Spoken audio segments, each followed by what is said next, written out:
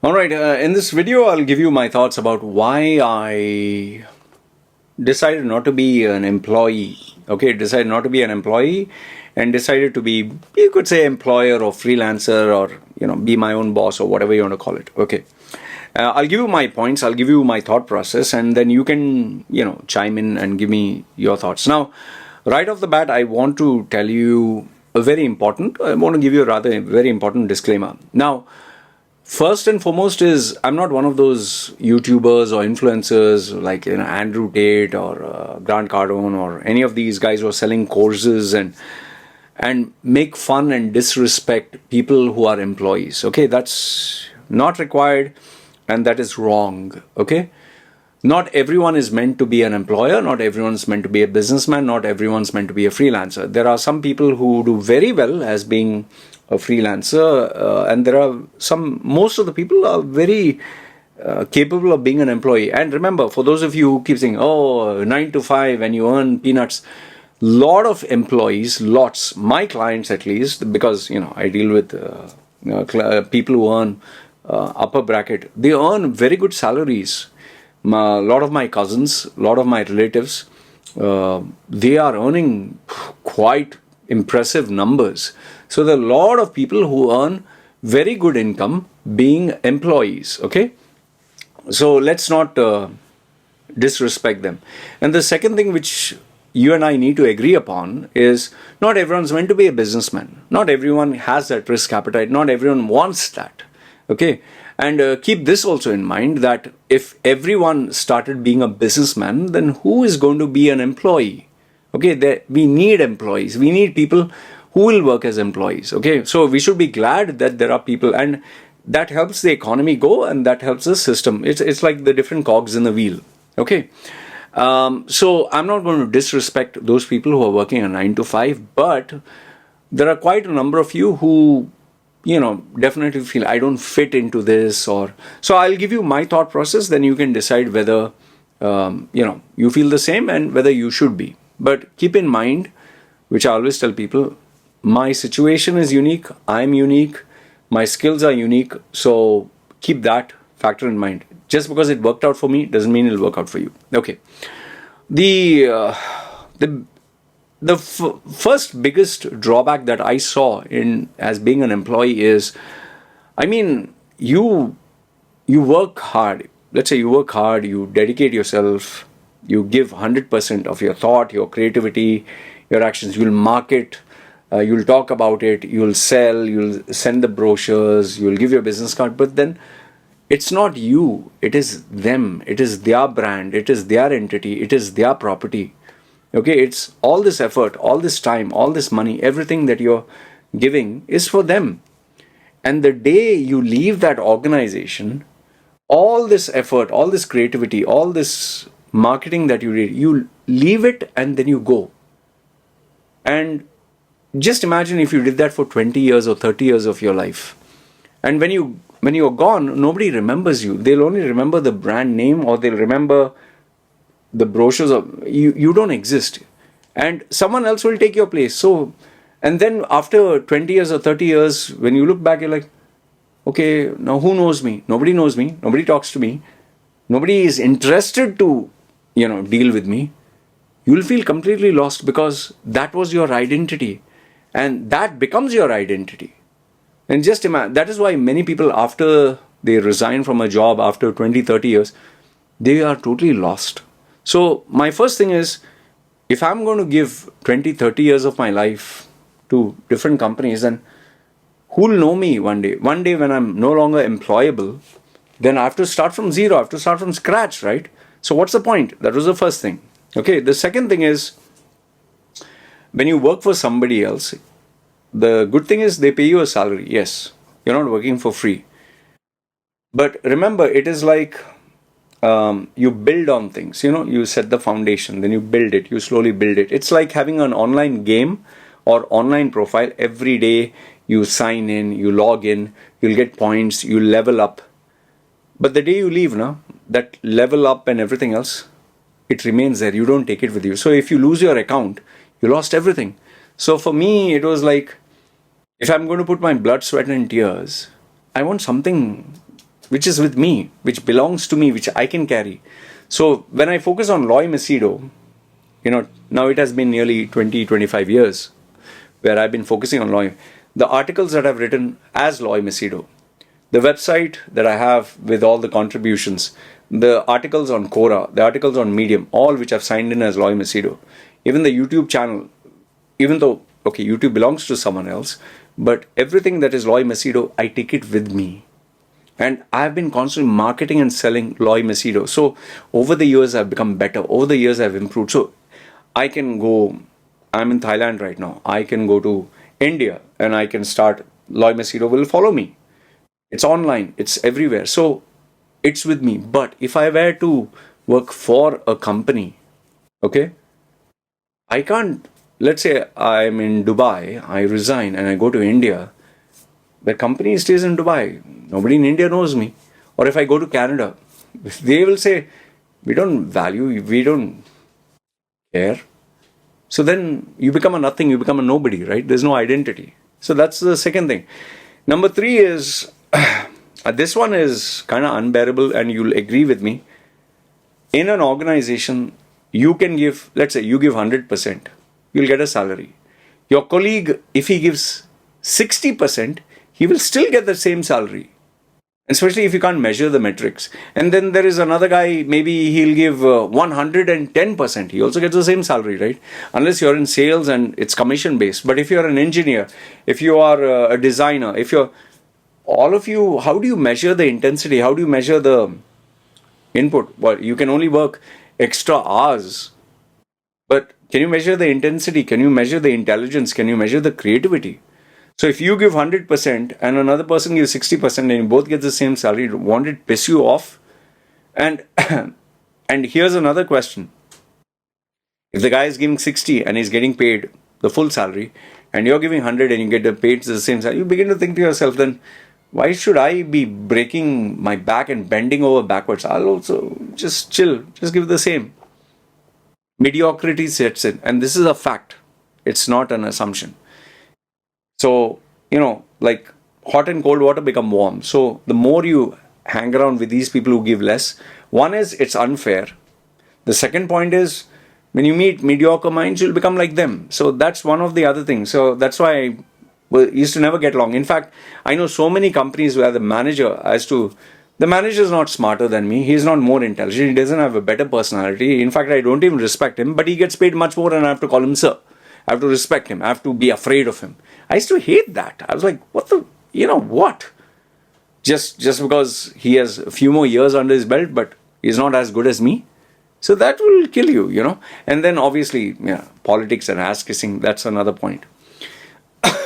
Number 4 is they will pay you 10,000, but out of your effort, they will mint 100,000. So obviously, because they need 10 times more benefit, having you. So now, the thought always was there in my head. If I'm getting paid 10, but I'm generating value of 100, why don't I work for myself and generate a value of 100 and keep the 100 for myself? But obviously, it's not as simple as that because there are expenses, there are risks, there are decisions, there are leadership qualities, experience, so many other factors. But you get what I'm saying.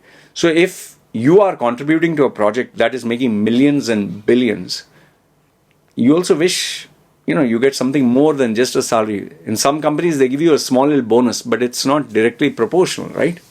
So I used to always think, if I work for myself, okay, I can earn more, right? Number 5 is, this is a fact in any company. You can give 110%, but there's no guarantee for a promotion. It all depends on the whims and fancies of the manager or the management or the policies, or if there is no vacancy, you can't do anything. So that was another thing that used to just bug me. Number 6 is, I used to hate, and I still do hate, office politics. I could just never stand it. Okay. It's there with every organization. When there are 2 or 3 people, more than 2, there'll always be office politics. There'll be favoritism. There'll be groupism. You can't help it. And I used to find it very suffocating. I'll add another point here. The next point is, I never got along with people. I'm a loner. I like to work alone. I like solitude. I like my privacy. I like my space. And that an organization will never give you because you have to be a kind of a team player, so to speak. So you can't be left alone by yourself. Number 7 is you're never the boss of your brand, you're never the boss of your work, you're never the boss of your creation. You'll always have somebody to report to, somebody to be accountable for. And even if you create a masterpiece and your boss says, no, I don't like this, and he gives you a substandard stuff, well, you have to accept it. So you're never the boss.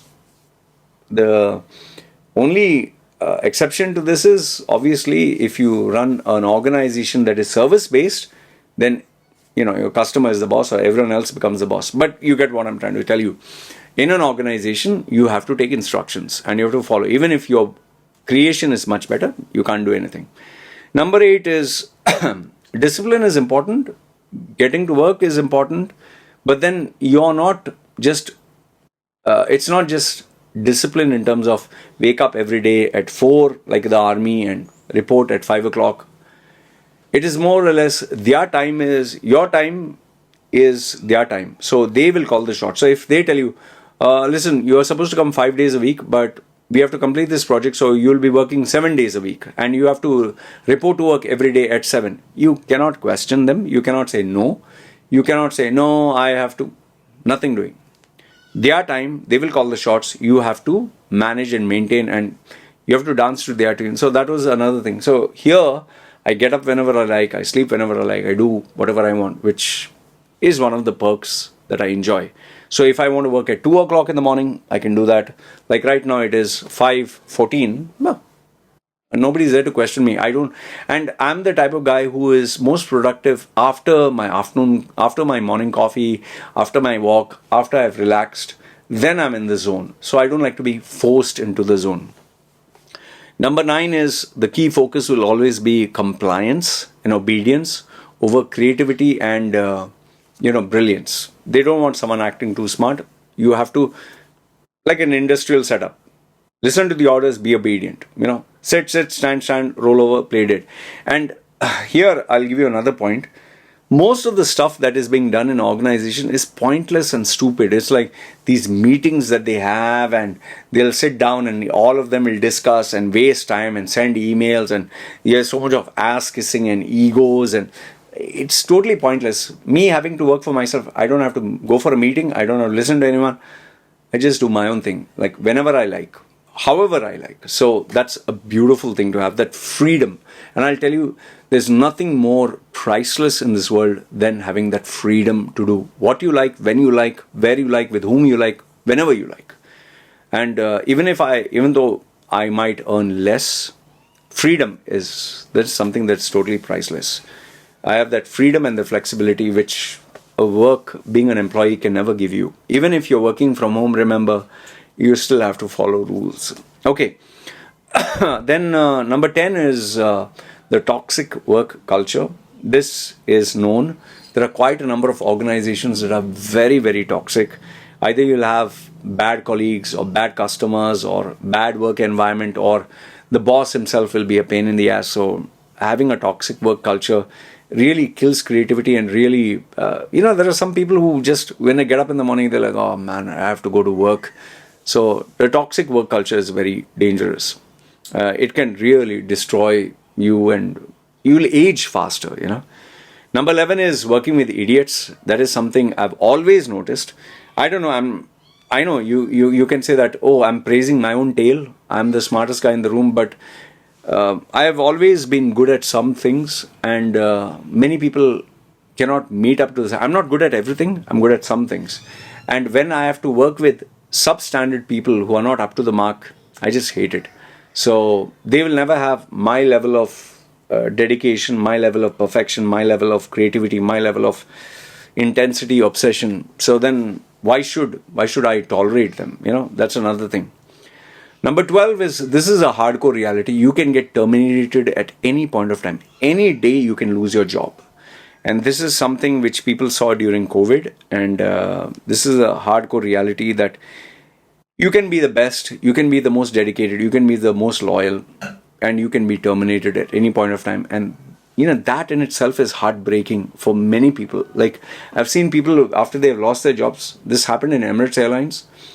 People who are with the company for 20 years, 30 years in this particular department, they had to shut it down because obviously they were upgrading the technology and the software and the processes. They were all called in a big gathering, and one shot, they were all told, we are shutting down the department, and I'm sorry, but you all are laid off.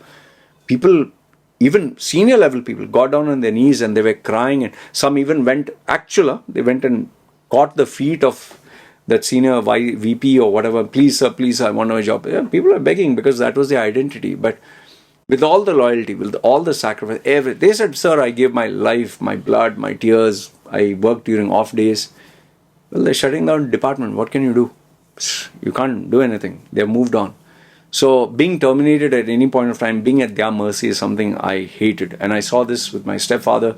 And in some cases, I've seen people, their confidence, their belief in themselves, it completely shatters. It just destroys you, man. It's like 30 years of your life you gave and you lost everything at just one click. Number 13 is when you do get terminated or when you do resign, you have to it's literally like begging for a job. It's literally like you have to sell yourself, like convince them to take you. And I find that very shameless. It's like, give me an opportunity to work. Let me prove it to you that I can do the job. I find that very demeaning. It's like you're begging to work to earn your livelihood.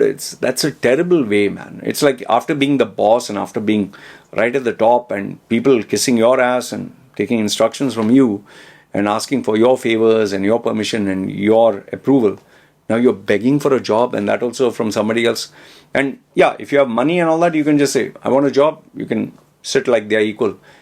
But then if you're not one of those, then at some point your usefulness will run out, right? Then what do? Then, when you start that, when you go for a new job, you start from zero.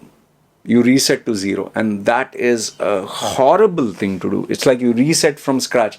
When you go to a new organization, you're a new kid on the block. You have to be polite, you have to be nice, you have to be humble. It's like you're being treated as a new college student, a fresher, which, after you've been treated like up there, it's a very hard pill to swallow. And last, if not the least, the final thing which I would like to say is, when you work for an organization or a company, you are a one-trick pony. By that I mean I'm not trying to, demean you, but the process or the procedure or the work that you do is repetitive. So you become very good at that job. You become a master. You become number one at that process, and you keep improving on that process, okay? But unfortunately, you're only good at that process. You are not good at accountancy. You may not be good at marketing. You may not be good at sales. You might not be good at all other things, which is understandable because, you have to be specialized in one thing. But this, in turn, puts you in the comfort zone where you think you are the best. And where you get a wake-up call is the day you get terminated. And if that job or that role does not exist, then automatically you realize, sheesh, man, there are so many other areas I don't know. I don't know sales. I don't know marketing. I don't know, so many other areas. In fact, the biggest shocker people get is they don't know how to sell and market themselves. They realize that in this new social media world, in this world where, switch off the AC, where, you have to market and make your presence known online. You have to sell yourself. You have to make your brand known, your presence known. You're non-existent. And then you're exceptional at your job. But who knows about this? Nobody knows. And you can tell, hey, I'm number one, I'm the best. But then doesn't everyone say the same thing? That is where being a businessman, if you're a businessman or you're an employer, you have to learn the nuances of selling, marketing, negotiating, every department, legal, managing people, leadership, so many other avenues and areas are there. So it keeps you on the edge. It never makes you complacent, never makes you mediocre. And if you are mediocre, you will not survive. Like for me, the metrics every single day, I have to make money. Every single day. So just because I earned good money yesterday or I got a very big client, well, guess what? Today is a new day, a new beginning. Where's my money? My expenses clock is ticking. My meter is running, expense meter. I have to earn every day in a new way. So that pushes me out of my comfort zone and makes me much better than an employee. So a guy might be very good at a process, better than me 1,000 times, but I'm better overall because I know how to market, sell, and survive in a business world while he knows only how to survive in that organization or that industry. So these were the reasons why I chose not to be an employee. I decided to be my own boss, be my own employer. And I'll tell you, if there was one thing out of all this, if there was one thing that I could summarize, I would say the joy of knowing that I'm working for myself. I'm working for my own brand. It's me. I carry it with me everywhere I go. Nobody can take it away from me. And the freedom that comes, that I can put my own creativity, my own ideas, my own execution, my own plan, and I can work whenever I like, sleep whenever I like, do however I like, whatever I like, without taking anyone's approval, anyone's bullshit, anyone's nonsense. No office politics, no kissing ass, nothing. Trust me, even if I get paid half than what I would get in the corporate world, this is the way. That is why once someone starts his own business, his own thing, he would never want to go back. Never. Anyway, this is what I wanted to leave you with. Let me know if you have any questions, any comments, anything that you would like to ask or know. And like I told you, I'm not making fun of employees. There are a lot of employees who earn a lot of money. It's a very beautiful thing to get a salary end of every month. I'm not saying you guys don't deserve it. Many of you work very hard for it, and it's a blessing for our economy, for all of us, that we have a balance. But I'm just giving you my perspective as to why I couldn't fit in and why I'm very happy being my own boss. So yeah, let me know your thoughts in the comments below. Good, bad, ugly. Love to hear from you. This is me signing off. You guys take care.